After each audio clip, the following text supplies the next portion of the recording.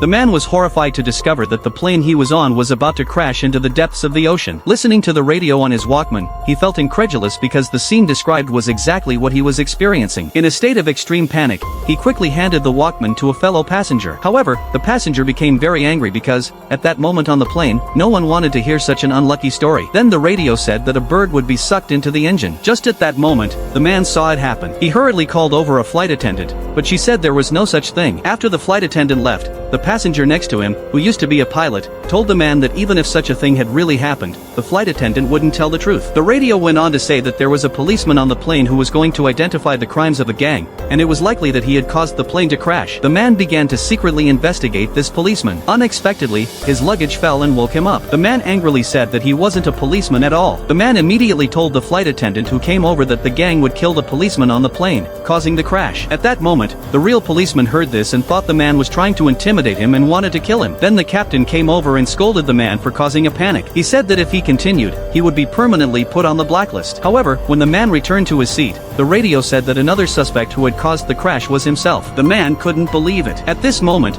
the former pilot asked the man what had happened. The man told him everything he had experienced. The pilot believed him because the expressions of the staff were very strange. There must have been some trouble in the cockpit. The man wanted the experienced pilot to fly the plane and find a safe place to land, but the pilot didn't know the password to the cockpit. The man saw the numbers on the radio and thought they must be the password. The pilot believed him and handed the man an oxygen tank because he was going to depressurize the cabin, making everyone fall asleep and avoiding a panic. The pilot entered the password and got into the cockpit and took control of the captain. The flight attendant, realizing something was wrong, tried to open the cockpit door, but the next second, everyone fell asleep except the man. At this moment, the pilot thanked the man because he had been fired due to an accident. Until now, he still couldn't accept this fact. Today, he finally had the chance to fly a plane again. It turned out that the pilot was the real culprit. The man was very scared and could only wait for death to come.